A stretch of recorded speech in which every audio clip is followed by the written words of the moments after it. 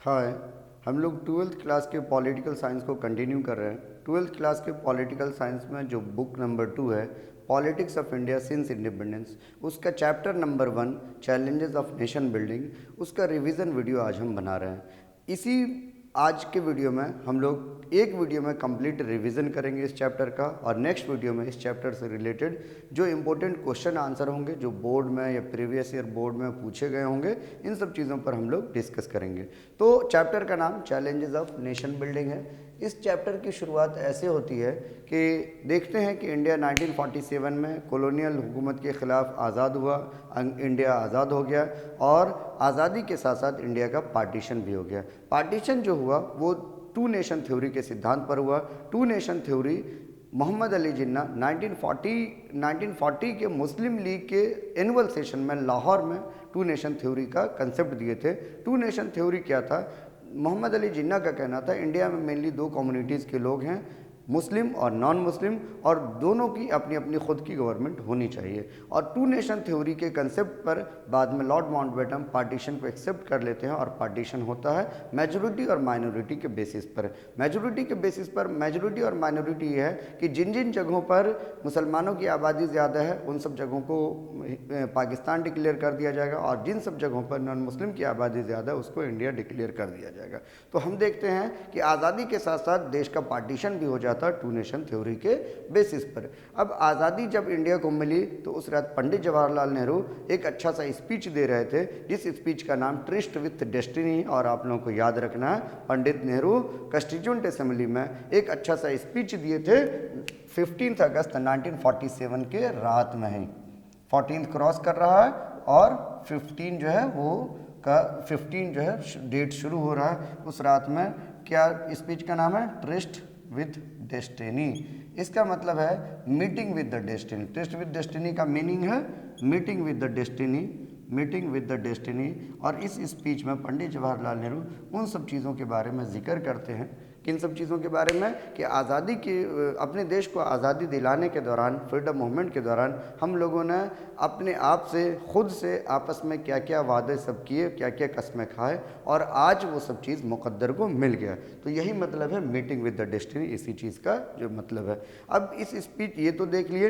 इसके बाद हम देखते हैं कि आज़ादी के साथ साथ पार्टीशन हुआ, लेकिन जितनी आसानी से हम कह देते हैं कि पार्टीशन हुआ, पार्टीशन उतना आसान भी नहीं था। पार्टीशन के भी बहुत सारे चैलेंजेस थे।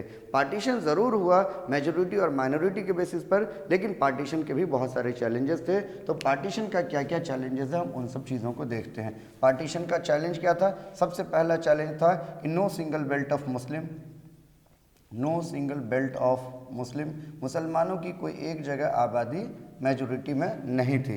इसका मतलब है कि जब पार्टीशन मेजॉरिटी और माइनॉरिटी के बेसिस पर हुआ तो कोई एक ऐसा जगह नहीं था जहां पर मुस्लिम कंप्लीट मेजॉरिटी में हो और कि उस जगह को पाकिस्तान डिक्लेयर कर दिया जाए। मुसलमानों की आबादी दो जगहों पर थी, एक जगह जो अभी पाकिस्तान है और दूसरा जो अभी बांग्लादेश है। तो इन दोनों जगहों पर मुसलमानों की आबादी ज़्यादा थी। अब जो है ये चैलेंज था, ये दो जगह आपस, ये ज़मीन का दो टुकड़ा, इसको एक जगह नहीं किया जा सकता है। ये कोई सामान नहीं है एक जगह से दूसरी जगह उठा करके रख दें। तो इस वजह से फाइनली इसका जो है सॉल्यूशन निकाला गया कि जो नया कंट्री पाकिस्तान होगा वो दो पार्ट में होगा, एक ईस्ट पाकिस्तान और दूसरा वेस्ट पाकिस्तान। तो पार्टीशन का सबसे पहला चैलेंजेस था no single belt of Muslim. दूसरा चैलेंजेस था problem of Punjab and Bengal.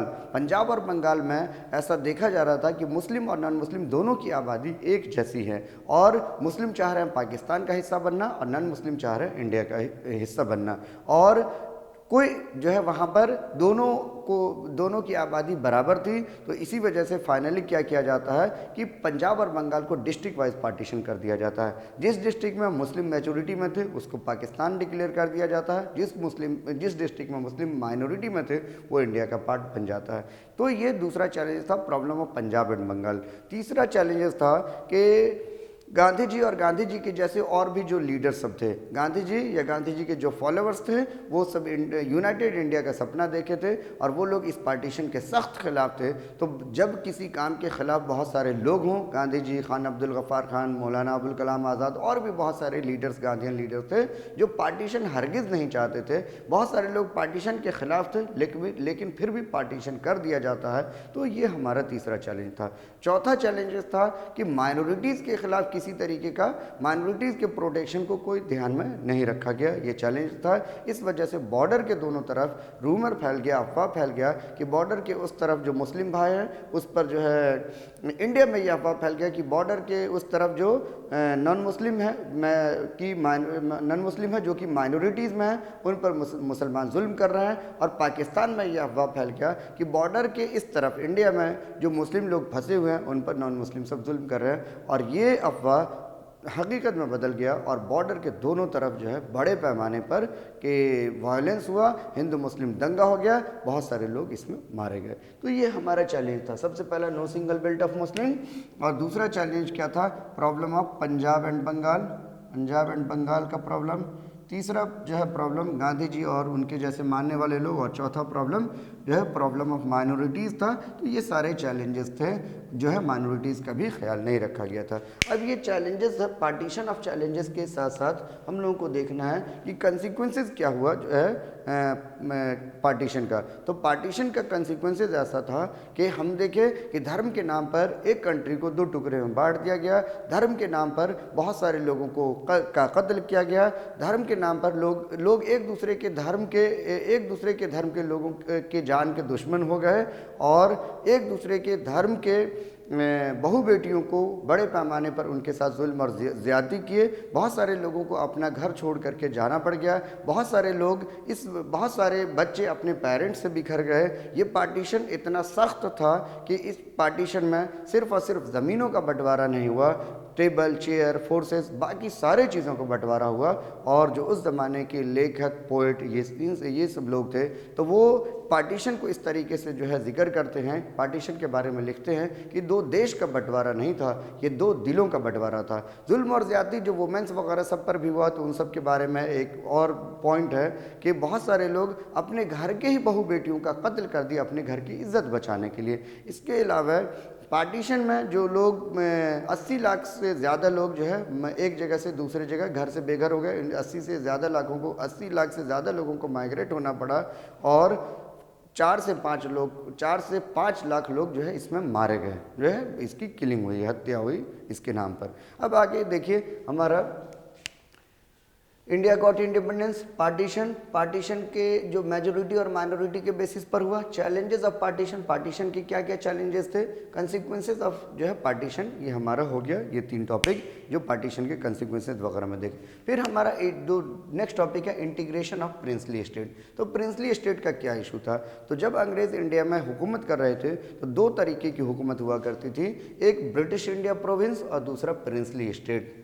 एक ब्रिटिश इंडिया प्रोविंस, दूसरा princely state. British India province वो जगह था जहाँ पर अंग्रेज़ों की डायरेक्ट हुकूमत हुआ करती थी, और प्रिंसली स्टेट वो जगह हुआ करता था जहाँ पर कोई छोटे मोटे रूलर्स हुकूमत किया करते थे, कोई छोटे मोटे रूलर्स जो है रूल कर रहे थे अंग्रेज़ों के अंडर में। तो जब अंग्रेज़ यहाँ से जाने लगे, जब ब्रिटिश यहाँ से जाने लगे, तो जो ब्रिटिश इंडिया प्रोविंस था वो इंडिया और पाकिस्तान में बंटवारा हो गया, और जो प्रिंसली स्टेट था उन लोगों को अंग्रेज़ों ने आज़ाद छोड़ दिया। अंग्रेज़ों ने कहा कि ये हमारे फ्रेंड थे, अब इनकी मर्ज़ी है और ये हमारे अंडर में रूल कर रहे थे, हम इनको आज़ाद कर रहे हैं। इनकी मर्ज़ी है ये इंडिया को ज्वाइन करे, इनकी मर्ज़ी है ये पाकिस्तान को ज्वाइन करे, इनकी मर्ज़ी है ये आज़ाद रहे। और इस सब के दौरान बहुत सारे प्रिंसली स्टेट उस दौरान थे, टोटल 565 प्रिंसली स्टेट थे, और धीरे धीरे हर एक प्रिंसली स्टेट अपना आज़ादी डिक्लेयर करना शुरू कर देता है। सबसे पहला प्रिंसली स्टेट ट्रेवनकोर था जो अपना आज़ादी डिक्लेयर किया था, ट्रेवनकोर, ये साउथ की स्टेट है। दूसरा कौन था, दूसरा जो है हैदराबाद है, सेकेंड हैदराबाद है। तो धीरे धीरे बहुत सारे प्रिंसली स्टेट जो है वो आज़ाद हो गए। अब इंडियन गवर्नमेंट चाहती थी इन सब प्रिंसली स्टेट को इंडिया में शामिल कराना, और इसकी जिम्मेदारी इंडियन गवर्नमेंट सरदार वल्लभ भाई पटेल को देती है, जो उस वक्त सरदार वल्लभ भाई पटेल इंडिया के डेप्यूटी प्राइम मिनिस्टर थे और साथ साथ इंडिया के होम मिनिस्टर भी थे। होम मिनिस्टर के अंदर जो इंडिया जितनी भी पुलिस होती है वो सब सारे उसके अंडर आते हैं, और सरदार वल्लभ भाई पटेल इंटीग्रेशन की जिम्मेदारी को पूरा उठाते हैं। सरदार वल्लभ भाई पटेल को बिस्मार्क ऑफ इंडिया भी कहा जाता है इसी वजह से। क्यों? ऑटोमन बिस्मार्क जर्मनी की यूनिफिकेशन किए थे और सरदार वल्लभ भाई पटेल इंडिया को का यूनिफिकेशन करते हैं। इन सब सारे प्रिंसली स्टेट को इंडिया में शामिल कराने की कोशिश करते हैं। इंडिया का रवैया क्या था, इंडियन गवर्नमेंट का एटीट्यूड क्या था? तो इंडियन गवर्नमेंट का एटीट्यूड था, इंडियन गवर्नमेंट चाहती थी इन सब सारे स्टेट को किसी भी कीमत पर हम इंडिया में शामिल करा लें। अगर कोई स्टेट अपनी ऑटोनॉमी मांगता है, अगर कोई स्टेट स्पेशल प्रोविज़न मांगता है तो हम वो देने के लिए तैयार हैं। और इस वजह से देखा गया नेगोशिएशन से और बातचीत से बहुत सारा प्रिंसली स्टेट इंडिया में शामिल हो जाता है और कुछ प्रिंसली स्टेट ऐसा होता है जिसको इंडिया में शामिल कराने के लिए डिप्लोमेटिक पॉलिसी और डिप्लोमेटिक जो है स्टेप्स जो है वो उठाने पड़ते हैं सरदार वल्लभ भाई पटेल को। तो वो सब प्रिंसली स्टेट जिसके खिलाफ डिप्लोमेटिक स्टेप्स लेने पड़ते हैं वो सब प्रिंसली स्टेट कौन कौन है? जम्मू कश्मीर है, हैदराबाद है, मणिपुर है और जूनागढ़ है। इन सब स्टेट्स के ख़िलाफ़ जो है कहीं ना कहीं ये बाद में इंडिया में शामिल होता है, इसके ख़िलाफ़ डिप्लोमेटिक स्टेप्स जो है लेने पड़ते हैं। तो इन सब की स्टोरी हम लोग अलग अलग देखेंगे। सबसे पहले हैदराबाद के बारे में देखते हैं। हैदराबाद सबसे बड़ा प्रिंसली स्टेट था, चारों तरफ से ये इंडिया के बॉर्डर से घिरा हुआ था। इसके पास कोई ऑप्शन नहीं था कि ये पाकिस्तान में शामिल हो सके। इसके का जो रूलर था, इसके रूलर का नाम निज़ाम हुआ करता, रूलर्स का टाइटल निज़ाम हुआ करता था। निज़ाम दुनिया के अमीर आदमियों में इनकी गिनती हुआ करती थी। निज़ाम भी आज़ादी के बाद ये ऐलान किया, ये दूसरा स्टेट था हैदराबाद, ऐलान किया कि ना ही हम इंडिया में शामिल हो रहे हैं, ना ही हम पाकिस्तान में शामिल हो रहे हैं, हम आज़ाद रहेंगे। उसके बाद वो अपनी आज़ादी डिक्लेयर कर दिया, आज़ाद रहना शुरू कर दिया। लेकिन तेलंगाना रीजन में कुछ दिन के बाद जो तेलंगाना रीजन के जो की पीजेंट थे उनकी बदहाली की वजह से उनका क्रॉप वगैरह फेल हो गया था। तो उनकी बदहाली की वजह से वो लोग अपने राजा के ख़िलाफ़, अपने बादशाह के ख़िलाफ़ प्रोटेस्ट करने शुरू कर देते हैं और ये प्रोटेस्ट धीरे धीरे बड़ा होना शुरू हो जाता है। राजा की अपनी खुद की फ़ौज हुआ करती थी, पैरामिलिट्री फ़ौज। जो निज़ाम था, निज़ाम का अपना पैरामिलिट्री फ़ोर्स हुआ करता था। वो निज़ाम पैरामिलिट्री फ़ोर्स को ऑर्डर करता है, उसको ऑर्डर देता है कि प्रोटेस्ट को ख़त्म करने के लिए, और पैरामिलिट्री फोर्स जाती है और इन सब किसानों पर और जो प्रोटेस्ट पे बहुत सारे जो वोमेंस वगैरह सब थे उन सब पर बहुत ज़्यादा जुल्म और ज़्यादती करती है। और इस चीज़ को सरदार वल्लभ भाई पटेल या इंडियन गवर्नमेंट बहुत बारीकी से नज़र रखती है और ह्यूमैनिटी ग्राउंड पर, इंसानियत के ग्राउंड पर अपनी फ़ौज जो है, इंडियन फ़ौज भेज देती है हैदराबाद। वहाँ पर इंडियन फ़ौज और जो रज़ाकार जो है निज़ाम की जो फ़ौज है, दोनों में वॉर होती है और जो है दोनों में वॉर के बाद रज़ाकार जो है सरेंडर कर देता है और निज़ाम जो है इंस्ट्रूमेंट ऑफ एसेशन पर साइन कर करके निज़ाम सरेंडर कर देता और इंस्ट्रूमेंट ऑफ एसेशन पर साइन कर देता और इस तरीके से हैदराबाद इंडियन यूनियन में शामिल हो गया। उसके बाद हम देखते हैं इसकी कहानी है जूनागढ़ की। तो जूनागढ़ हम देखते हैं आज के डेट में जो सौराष्ट्र गुजरात का रीजन है, इस रीजन में ये एक स्टेट हुआ करता था और इस स्टेट में ये इसका बॉर्डर पाकिस्तान से टच हो रहा था, कोस्टल एरिया से पाकिस्तान से कहीं ना कहीं बॉर्डर टच हो रहा था। तो इसके पास ऑप्शन था कि वो पाकिस्तान में शामिल हो सकता था। यहाँ ज़्यादातर आबादी नॉन मुस्लिम की थी, लेकिन जो रूलर था वो मुस्लिम था, महाबत खान ऐसे करके नाम था। और यहाँ पर रूलर और किंग और पीपल में, किंग और सब्जेक्ट में कन्फ्लिक्ट शुरू हो जाता है। किंग चाहता रहता पाकिस्तान को ज्वाइन करें और पीपल चाहती रहती, जो कि ज़्यादातर आबादी नॉन मुस्लिम थी, मतलब हिंदू थी, इंडिया में शामिल होना चाहती थी। कन्फ्लिक्ट शुरू हो जाता है और पीपल प्रोटेस्ट करना शुरू कर देते हैं। इसके जो फाइनेंस मिनिस्टर होते हैं, जिसको हम दीवान कहते हैं, वो दीवान चाहता रहता है कि इंडियन गवर्नमेंट जो है इसमें इंटरवीन करे और इंडियन गवर्नमेंट वहाँ पर जनमत करवाती है, जिसको रेफरेंडम कहते हैं, प्लेबिसाइड रेफरेंडम, जिसमें लोगों इंडिया के फेवर में फैसला होता है। इंडियन गवर्नमेंट अपनी फ़ौज भेज देती है और इंडियन गवर्नमेंट जूनागढ़ पर कब्ज़ा कर लेती है। वहाँ का जो किंग था वो या नवाब था वो उस जगह को छोड़ करके भाग जाता है पाकिस्तान अपने पूरी प्रॉपर्टीज़ और जो भी उसको जो मूवेबल प्रॉपर्टीज़ था उन सब के साथ, और इस तरीके से जूनागढ़ को इंडिया में शामिल करा लिया गया। उसके बाद हम देखते हैं मणिपुर का स्टोरी। मणिपुर नॉर्थ ईस्ट का एक स्टेट है। यहाँ का राजा बोधा चंद्र सिंह था। राजा शुरू में ही इंडिया में शामिल हो जाता है और वहाँ पर इलेक्शन करवाया जाता है। कॉन्स्टिट्यूशनल मोनार्की जो है मणिपुर बनता है। मणिपुर में जब इलेक्शन करवाया गया था उस वक्त इंडिया में वो पहला इलेक्शन था जो यूनिवर्सल एडल्ट फ्रेंचाइज पर करवाया गया था। तो मणिपुर का इलेक्शन इंडिया में पहला इलेक्शन है जो यूनिवर्सल एडल्ट फ्रेंचाइज के बेसिस पर इलेक्शन करवाया गया था। और मणिपुर कॉन्स्टिट्यूशनल मोनार्की बन जाता है, लेकिन वहाँ की, क्योंकि वहाँ के लिए कॉन्स्टिट्यूशन वगैरह बनाई जाती है, लेकिन वहाँ की जो लोकल कांग्रेस होती है, लोकल कांग्रेस चाहती रहती है कि मणिपुर कंप्लीटली इंडिया में शामिल हो जाए, और इस पॉपुलर प्रेशर की वजह से इंडियन गवर्नमेंट मणिपुर के किंग पर एक प्रेशर बनाती है और नेगोशिएशन के बाद जो है मणिपुर कंप्लीटली इंडिया में शामिल हो जाता है। इसके बाद हम देखते हैं जो हमारा नेक्स्ट है वो जम्मू एंड कश्मीर है। जम्मू कश्मीर भी एक प्रिंसली स्टेट हुआ करता था। जम्मू कश्मीर में जो राजा था, राजा हरि सिंह, वो नॉन मुस्लिम था, हिंदू था, ज़्यादातर आबादी मुस्लिम थी। हरि सिंह भी इस बात का ऐलान करता है कि ना ही हम इंडिया में शामिल हो रहे हैं, ना ही हम पाकिस्तान में शामिल हो रहे हैं, हम आज़ाद रहेंगे। लेकिन कुछ दिन बाद ही, लेकिन पाकिस्तान चाहती रहती है, पाकिस्तान ये दावा करती रहती है, चूँकि कश्मीर में ज़्यादातर आबादी मुसलमानों की है, इसीलिए जो है कश्मीर को पाकिस्तान में शामिल कर दिया जाना चाहिए। और कुछ दिन बाद पाकिस्तान से कुछ इन्फिल्ट्रेटर्स कश्मीर में घुस जाते हैं और वहाँ पर कुछ जगहों पर कब्जा करना शुरू कर देते हैं, दंगा फसाद करना शुरू कर देते हैं, वायलेंस करना शुरू कर देते हैं। राजा हरि सिंह के पास अपनी खुद की फ़ौज उतनी नहीं होती है जो उन सब चीज़ों का मुकाबला कर सके। इसी वजह से राजा हरि सिंह इंडियन गवर्नमेंट से मदद मांगता है और इंडियन गवर्नमेंट अपनी फ़ौज जो है राजा हरि सिंह या कश्मीर के फेवर में भेज देता है। बाद में नेगोशिएशन से Raja Hari Singh instrument of association पर साइन कर देता है, और जिसमें कश्मीर को कुछ स्पेशल प्रोविज़न दिया गया था इंडियन कॉन्स्टिट्यूशन के आर्टिकल 370 में, जिसमें जम्मू कश्मीर का खुद का अपना कॉन्स्टिट्यूशन होगा, खुद का फ्लैग होगा। यहाँ की रूल वहाँ डायरेक्टली इम्प्लीमेंट नहीं होगी, वहाँ डायरेक्टली इसको फॉलो नहीं किया जाएगा। उसके बाद इस तरीके से जम्मू कश्मीर भी इंडिया में शामिल हो गया। लेकिन तब जब तक इंडियन फ़ौज वहाँ पहुँचती और उन सब चीज़ों को कंट्रोल करती, जो वहाँ की इन्फिल्ट्रेटर्स पर कंट्रोल करती, तब तक जो है जम्मू कश्मीर के कुछ हिस्से पर कब्ज़ा हो जाता है, और उसी को हम POK कहते हैं, जिसको जो है कश्मीर, जिसको पाकिस्तान आज़ाद कश्मीर कहता है, और इंडिया जो है कहता है POK, पाकिस्तान ऑक्युपाइड कश्मीर के। ये वो इंडिया का इंटीग्रल पार्ट है। आज निकल इंडिया उस पर कब्जा कर लेगा, इंडिया का ही पार्ट है। नेक्स्ट देखिए हमारा टॉपिक है रीऑर्गेनाइजेशन ऑफ स्टेट। तो रीऑर्गेनाइजेशन ऑफ स्टेट क्या था? तो रीऑर्गेनाइजेशन ऑफ स्टेट देखते हैं कि 1920 में आज़ादी के मूवमेंट के दौरान कांग्रेस का एनुअल सेशन हुआ था नागपुर में। उस कांग्रेस के एनुअल सेशन में कांग्रेस में एक रिजोल्यूशन पास किया गया था कि जब इंडिया को आज़ादी मिल जाएगी, तो हम लोग इंडिया को फिर से जो है इंडियन स्टेट्स को रीऑर्गेनाइज करेंगे, क्योंकि अभी तो अंग्रेज़ों ने रीऑर्गेनाइज किया है, अंग्रेज़ अपनी एडमिनिस्ट्रेटिव कन्वीनियंस की वजह से ऑर्गेनाइज किया है। तो जब हम लोगों को आज़ादी मिल जाएगी तो हम लोग लैंग्वेज के बेसिस पर अपने स्टेट्स को या इंडिया को रीऑर्गेनाइज करने की कोशिश करेंगे। लेकिन आज़ादी मिलती है 1947 में, और 1951 तक इन सब चीज़ों पर कोई बात नहीं होती है। इस वजह से मद्रास के प्रोविंस में तेलुगु स्पीकिंग पीपल मूवमेंट शुरू कर देते हैं कि हम तेलुगु स्पीकिंग पीपल के लिए एक नया स्टेट आंध्रा बना दिया जाए।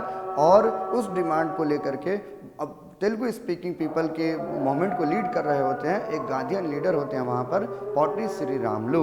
वो Gandhian leader fast unto death पर बैठ जाते हैं, और 56 डेज बाद उसकी डेथ हो जाती है। और जब 56 डेज के फास्ट पर, ठीक है, हड़ताल के बाद, भूख हड़ताल के बाद जब उसकी डेथ हो जाती है, तो वहाँ पर पब्लिक अपसर्ज शुरू हो जाता है, पब्लिक जो है पब्लिक वायलेंस पर उतारू हो जाती है। इस वजह से आनन फानन में पंडित जवाहरलाल नेहरू ऐलान करते हैं दिसंबर 1952 में कि हम तेलुगु स्पीकिंग पीपल के लिए एक नया स्टेट आंध्रा क्रिएट कर रहे हैं। और इस तरीके से लैंग्वेज पर के बेसिस पर बनने वाला आंध्रा एक जो है स्टेट बन गया। तो हम देखें ये जो मूवमेंट था, विशाल आंध्रा मूवमेंट, यही था कि मद्रास प्रोविंस में तेलुगु स्पीकिंग पीपल जो एक नया स्टेट्स के लिए डिमांड कर रहे हैं आंध्र प्रदेश के लिए, इसी को विशाल आंध्रा मूवमेंट कहते हैं, जिस पर फास्ट अनटू डेथ पर बैठ जाते हैं एक गांधीयन लीडर पोट्टी श्रीरामुलु, और 56 डेज के बाद उनकी जो है डेथ हो जाती है। उसके बाद जब आंध्रा को जब लैंग्वेज के बेसिस पर स्टेट्स बना, आप लोगों को याद रखना है, लैंग्वेज के बेसिस पर पहला स्टेट बनने वाला आंध्र प्रदेश। कौन से लैंग्वेज के बेसिस पर? तेलुगु स्पीकिंग पीपल के बेसिस पर। अब किससे अलग किया गया था? मद्रास प्रोविंस से अलग किया गया था। अब उसके बाद जब आंध्रा को लैंग्वेज के बेसिस पर नया स्टेट बनाया जाता है, तो और भी जगहों से डिमांड शुरू हो जाता है कि जब आंध्रा को बनाया गया तो हम लोगों को भी बनाया जाए, जिसको हम डोमिनो इफेक्ट कहते हैं। और इस वजह से गवर्नमेंट अब मजबूर होती है, गवर्नमेंट एक कमीशन बनाती है, जिस कमीशन का नाम होता है स्टेट रीऑर्गेनाइजेशन कमीशन। गवर्नमेंट क्या बनाती है? एक कमीशन बनाती है, स्टेट रीऑर्गेनाइजेशन कमीशन। उस कमीशन का हेड फजल अली, जो सुप्रीम कोर्ट के रिटायर्ड जज थे उनको बनाया गया था। इस कमीशन को ये जिम्मेदारी 1953 में बनाती है। इस कमीशन की जिम्मेदारी होती है इस बात को इंक्वायर करने के लिए कि हम लैंग्वेज के बेसिस पर स्टेट्स बना सकते हैं या नहीं बना सकते हैं, इसका क्या क्या जो है फ़ायदा है और क्या क्या नुकसान है। फाइनली स्टेट रीऑर्गेनाइजेशन कमीशन 1956 में अपना रिपोर्ट जमा करती है और उसमें ये सजेस्ट करती है कि हम लैंग्वेज के बेसिस पर हम स्टेट्स बना सकते हैं, बहुत ज़्यादा नुकसान नहीं है। फिर गवर्नमेंट एक कानून पास करती है जिस कानून को कहा जाता है स्टेट रीऑर्गेनाइजेशन एक्ट। ये कानून है 1956 में पास हुआ है। तो ये सब याद रखना है कि स्टेट रीऑर्गेनाइजेशन कमीशन 1953 में बना, 1956 में वो रिपोर्ट जमा किया और उस रिपोर्ट के बेसिस पर गवर्नमेंट एक कानून पास करती है स्टेट रीऑर्गेनाइजेशन एक्ट 1956। और उस एक्ट के तहत इंडिया में उस वक्त जितने भी स्टेट थे उन सब स्टेट को एक साथ रीऑर्गेनाइज किया जाता है लैंग्वेज, कल्चर, इन सब चीज़ों के बेसिस पर, और एक साथ 14 स्टेट और 6 यूनियन टेरिटरीज बनाई जाती है। ये याद रखना, जो स्टेट रीऑर्गेनाइजेशन एक्ट के तहत 14 स्टेट और 6 यूनियन टेरिटरीज बनाई गई। आज के डेट में हम देखते हैं इंडिया में कितनी स्टेट है, तो आज के डेट में देखते हैं 28 स्टेट और 8 यूनियन टेरिटरीज है। तो ये धीरे धीरे और भी जो है स्टेट्स वगैरह सब बने। कुछ स्टेट लैंग्वेज, कल्चर, ज़्यादातर स्टेट लैंग्वेज, कल्चर इसी सब चीज़ों पर जो है वो बनी है। हम देखते हैं फिर 1956 में 14 स्टेट और 6 यूनियन टेरिटरीज थी, लेकिन फिर 1960 में देखते हैं बॉम्बे जो एक बड़ा स्टेट था, ठीक है, उसमें मराठी और गुजराती दोनों पीपल रहते थे। तो मराठी स्पीकिंग पीपल जो है डिमांड करते हैं महाराष्ट्र बनाने के लिए और गुजराती स्पीकिंग पीपल डिमांड करते हैं गुजरात बनाने के लिए। 1960 में बॉम्बे को तोड़ करके, बॉम्बे को डिवाइड कर करके महाराष्ट्र और गुजरात बना दिया जाता है। उसके बाद और भी स्टेट्स हैं। 1966 में पंजाब एक बड़ा स्टेट्स हुआ करता था जिसमें पंजाबी और जिसको तोड़ करके पंजाब और हरियाणा बनाया जाता है, क्योंकि पंजाबी स्पीकिंग पीपल और हिंदी स्पीकिंग पीपल दोनों रह रहे थे, दोनों डिमांड कर रहे थे हमको अलग कर दिया जाए, हम पंजाबियों की रहन सहन, culture in Hindi speaking people लोगों से अलग है, और इसीलिए पंजाब को तोड़ करके हरियाणा बना दिया जाता है। इसी बीच फिर हरियाणा से हिमाचल अलग किया जाता है, सिक्किम वगैरह सबको अलग किया जाता है, आसाम से बहुत सारे स्टेट, मेघालय, त्रिपुरा वगैरह सब अलग होता है, जो हम लोग इससे पहले वाले पार्ट वाइज वीडियो में उस पर डिटेल में डिस्कशन किए थे। आपको बस जो आज हम बता रहे हैं जो याद रखना है, ये सब चीज़ बॉम्बे 1960 में और जितने भी अलग अलग स्टेट्स हैं वो पार्ट वाले में डिस्कस किए हुए हैं। ये आपके लिए मोर देन सफिशिएंट है। बॉम्बे, पंजाब, इसके अलावा 2000 में 3 स्टेट जो है वो एक साथ बनाई जाती है। झारखंड बिहार से अलग किया जाता है, याद रखना। छत्तीसगढ़ मध्य प्रदेश से अलग किया जाता है और उत्तराखंड यूपी से अलग किया जाता है। तो ये याद रखना 2000 में एक साथ, सन 2000 में एक साथ जो है 3 स्टेट बनाया जाता है। एक जो है झारखंड बिहार से अलग किया गया था और छत्तीसगढ़ मध्य प्रदेश से और उत्तराखंड जो है यूपी से अलग किया गया था। फिर जो लास्ट स्टेट था हमारा बनने वाला 2014 में, वो तेलंगाना बना है, जो कि आंध्र प्रदेश से अलग किया गया था 2 जून 2014 को। तो इस पार्ट से अगर आप देखिएगा तो इस पार्ट से आपको ये जो हम बता रहे हैं कि एक साथ 14 स्टेट और 6 यूनियन टेरिटरीज के बाद और भी जो जितने स्टेट्स बने हैं 28 तक, तो यहाँ से जनरली मैप में क्वेश्चन पूछा जाता है। आपको इसके डिटेल्स के लिए पार्ट वाइज वाले में आप वहाँ पर जा करके इस चैप्टर का जो पार्ट वाइज वीडियो बनाया हुआ है वहाँ पर आप देख सकते हैं। बाकी रिविज़न के लिए इतना मोर देन सफिशिएंट है। इसके बाद हम लोग आज यहीं पर ख़त्म कर रहे हैं। इसके बाद जो हम लोग वीडियो बनाएंगे उसमें चैलेंजेस ऑफ नेशन बिल्डिंग के जो इंपॉर्टेंट क्वेश्चन आंसर है उन सब चीज़ों को हम लोग डिस्कस करने की कोशिश करेंगे। तब तक आप लोग हमारे साथ जुड़े रहिए। हमारा वीडियो अगर आपको अच्छा लग रहा है, हेल्पफुल लग रहा है, तो अपने दोस्तों को शेयर कीजिए, लाइक कीजिए, सब्सक्राइब कीजिए। Thank you.